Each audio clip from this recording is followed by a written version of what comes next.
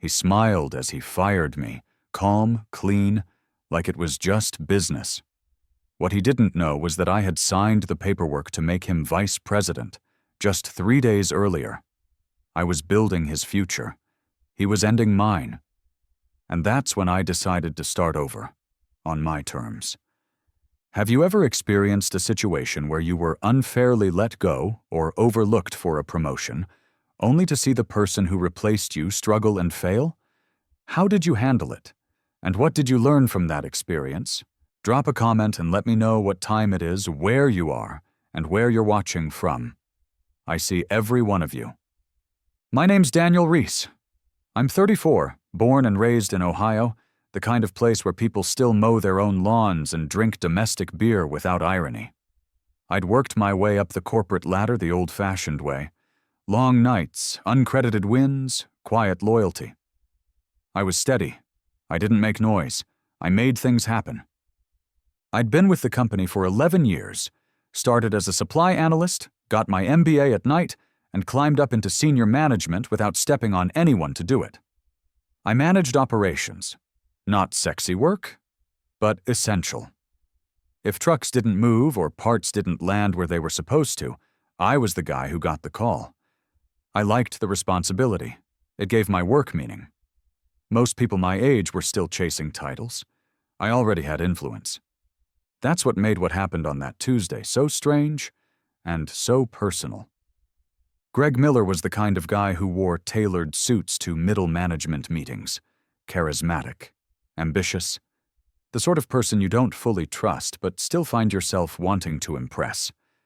I'd been mentoring him for the last 4 years, coached him through leadership bumps, helped him clean up a disastrous client call once, even took a hit for one of his mistakes. He was green, but I saw potential. I thought, maybe naively, that he respected me. That morning, he called me into one of the smaller glass conference rooms, the ones HR uses when they want things to feel informal, but aren't. There was a folder on the table, and something rehearsed in his eyes.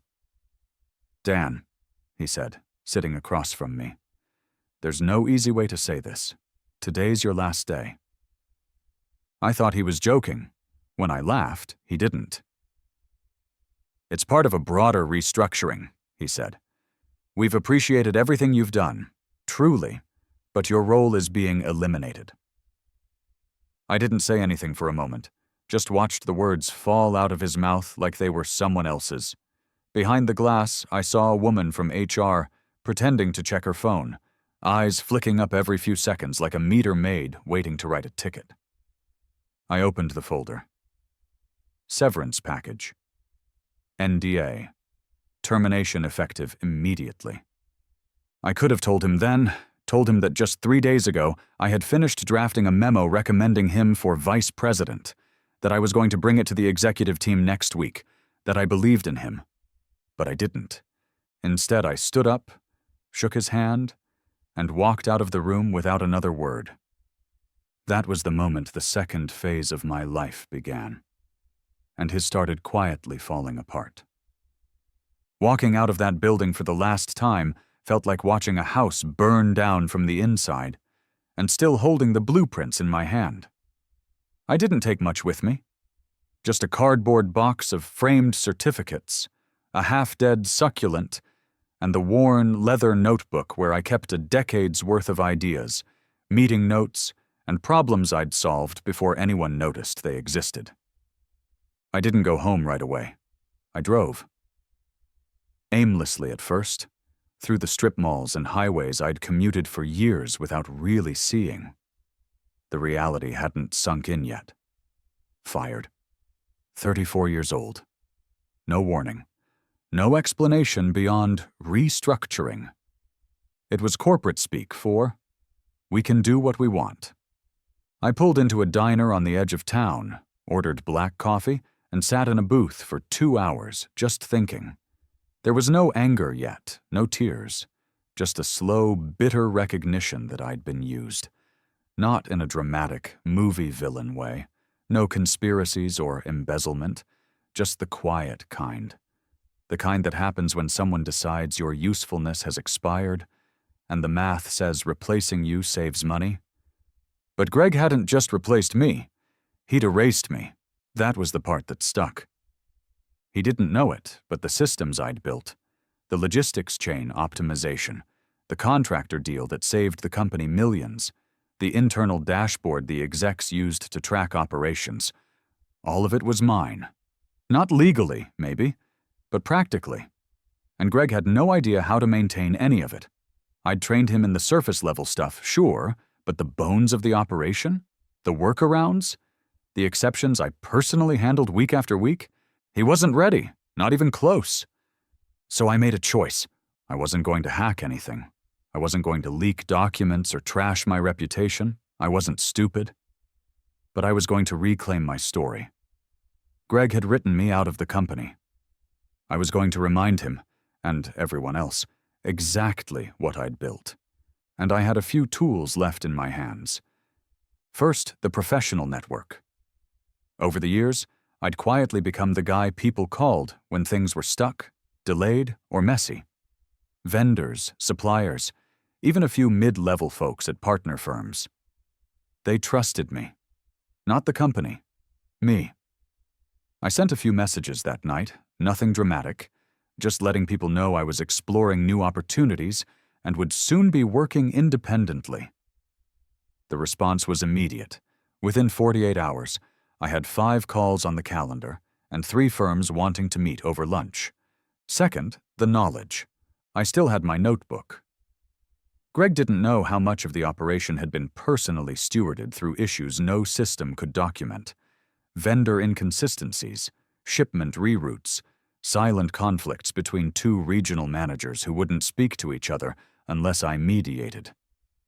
The company had leaned on me like scaffolding. They just hadn't noticed. Until now. And third? Well, I still had his promotion memo. Signed, saved, time-stamped. He just didn't know that I still had the last word. The first sign of trouble came just over a week later. A former colleague, Jenna from Regional Coordination, messaged me on LinkedIn. Short and polite on the surface, but with just enough between the lines. Hey Dan, weird question. Any chance you remember how you used to prioritize incoming shipments across the Midwest hubs? Greg's trying to figure it out and things are kinda backed up. I smiled at the screen. The smile surprised me, not because I was happy they were struggling. I wasn't vindictive. But because it confirmed something I already suspected. They didn't understand the machinery I'd built. Greg had inherited the engine, but he didn't know how to drive the car. The prioritization model she was referring to. I'd built it myself 3 years ago, in an Excel doc so customized and formula-heavy that only I knew how to tweak it without breaking it. I never automated it fully, because it relied on human judgment. Mine. I typed a quick response back to Jenna. Wish I could help, but I'm not under NDA anymore, so I'm consulting now. Best of luck, though. I left out the part where 2 of our former contractors had already called me to ask if I'd be interested in managing supply chains privately for their operations. Left out that I'd said yes. Greg probably thought he had replaced a piece of hardware. What he didn't realize was he had cut out a central nervous system. That week, I got busy. I didn't launch a public campaign or badmouth anyone online. That's not how you win in the corporate world. Instead, I made phone calls. Friendly, measured, strategic. I met with old contacts, rekindled dormant relationships, even offered a few pro bono consultations for a small manufacturer that had always respected my work. The industry was small enough that people noticed. Word got around. Dan Reese was back on the field, and he wasn't wearing anyone's jersey but his own. Meanwhile, back at my old office, I watched from a distance as cracks began to spread. Another email landed in my inbox, this time from a former warehouse supervisor I'd worked closely with. Heard you're out. It's chaos up here, man. Schedules are off. The new guy keeps changing priorities midweek, and nobody can reach Greg. Miss your steady hand. Steady hand. That one got me. Not visionary, not genius, just steady. That's what I'd always tried to be, reliable, calm in the storm, and now, in my absence, the storm was getting worse. It wasn't sabotage. I wasn't lifting a finger to hurt anyone. But I wasn't plugging the leaks either. The way I saw it, I'd built the dam. Greg had decided to knock me out of the way. Let him figure out how to patch the cracks. And still, in my back pocket, I held his signed promotion memo. The one I'd quietly forwarded to myself before walking out the door. It wasn't leverage yet, but it could be. Because Greg wasn't just flailing now. He was falling. And the ground was starting to get close. It was around week 3 when the silence broke. I was on a video call with a mid-sized logistics firm I'd started consulting for when my phone buzzed. An unknown number, local area code. I let it ring out. 2 minutes later, another buzz. This time a text. "Dan, it's Meredith from HR. Can you call me?" I stared at the message for a full minute. Meredith had been in the room when Greg fired me, not saying much, just playing the corporate chaperone. I hadn't thought she had anything against me, but she didn't try to stop it either. And now she was reaching out. I finished the call I was on, then called her back. "Hey, Dan," she said, voice tight. "Listen, I know this is a little awkward, but I wanted to ask, did you by any chance document any of the logistics workflows you handled?" There it was. "Nope," I said evenly. "All proprietary to my role. I wasn't asked to do a knowledge transfer." There was a pause. "Right," she said. "Just thought I'd check." I almost felt bad for her. She was caught in a mess Greg didn't know how to manage, and now she was calling the guy they tossed out like old furniture. But that wasn't my problem anymore. Later that day, a former peer from the Operations Council messaged me privately. "Between us, there's talk Greg's getting heat from the board. Missed 2 KPIs and they're blaming the transition. Your name's come up, in the what the hell happened kind of way."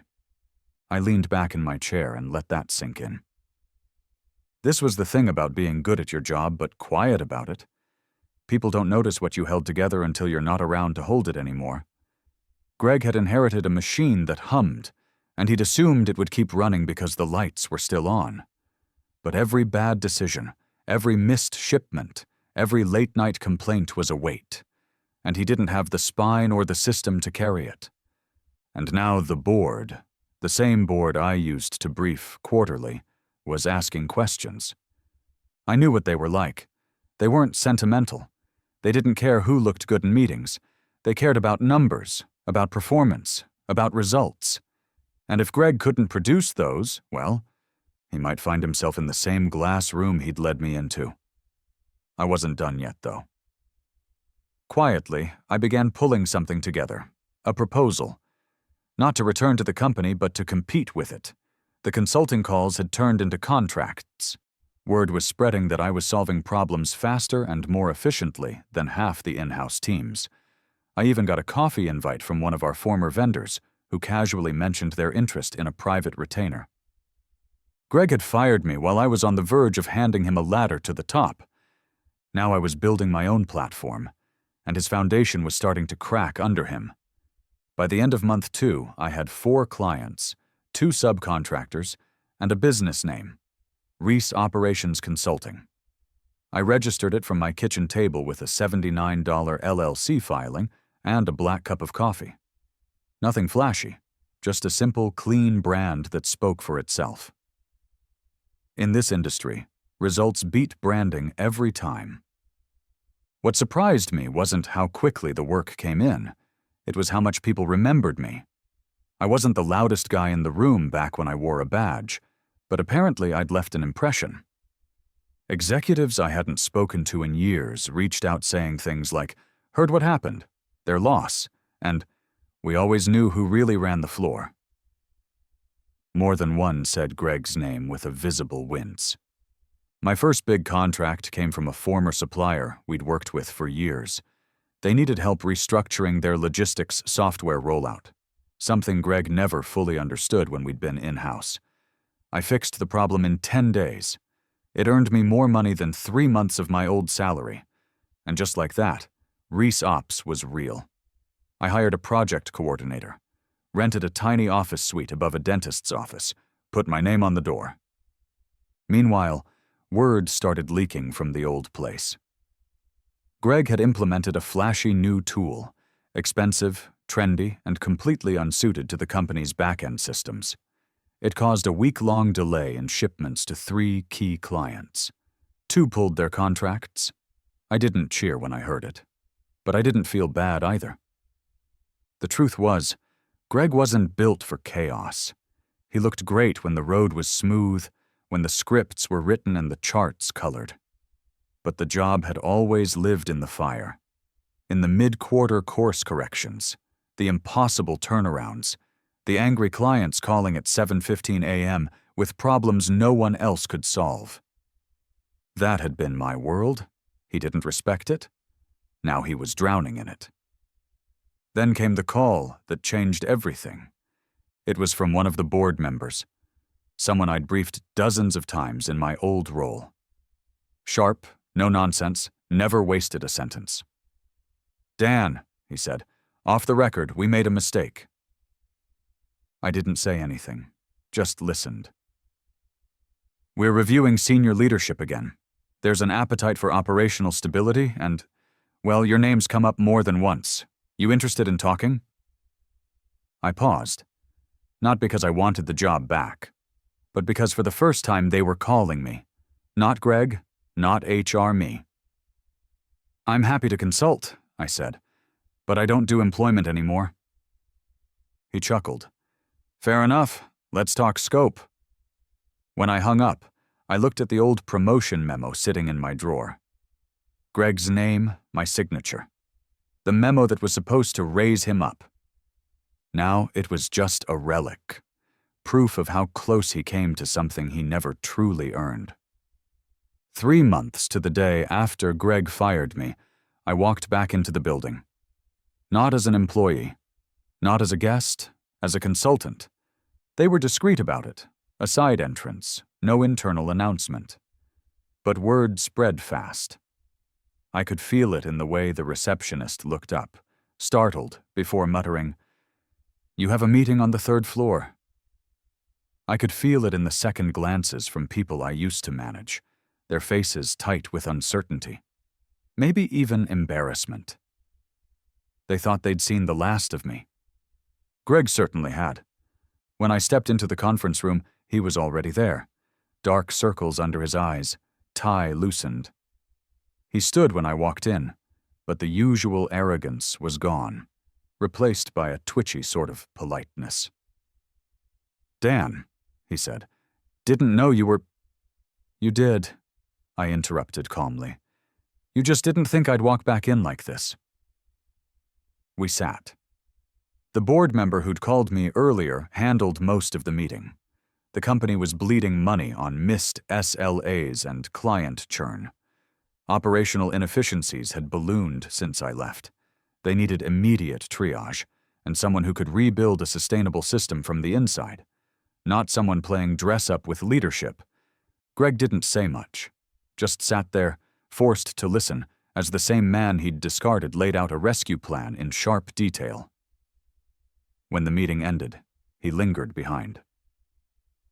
"Dan," he said quietly, "look, I didn't think it would play out this way." I nodded, not unkindly. "That's the thing, Greg. You never thought much past yourself." He looked like he wanted to defend himself, but he didn't. As I left, I reached into my bag and handed him a folded paper, the promotion memo. His name, my signature, the original. I'd kept it in perfect condition, untouched except for the date at the bottom. "I was going to give this to the board," I said. "The Friday before you fired me." His face changed. Just for a moment, the weight of it hit him. What he'd almost had, what he'd thrown away. "What am I supposed to do with this now?" he asked, voice hollow. "Whatever you want," I said. "It's yours. Just thought you should see what the end of your story could have looked like." And I walked out. I didn't need revenge. I didn't need to take his job or burn his reputation. That would have been too small. What I got was bigger. I got my name back, my respect, my future built not on the backs of others but from the ground up, honest, hard, and mine. Today, Reese Operations Consulting has 9 employees, 20 clients, and growing. I run it on my terms. No politics, no games, just real work, real solutions, the kind of legacy I can be proud of. Greg? I don't hear much about him anymore. But sometimes, when I open my drawer and see that old memo, I smile. Because the man who fired me gave me the one thing I never knew I needed: a reason to build something better.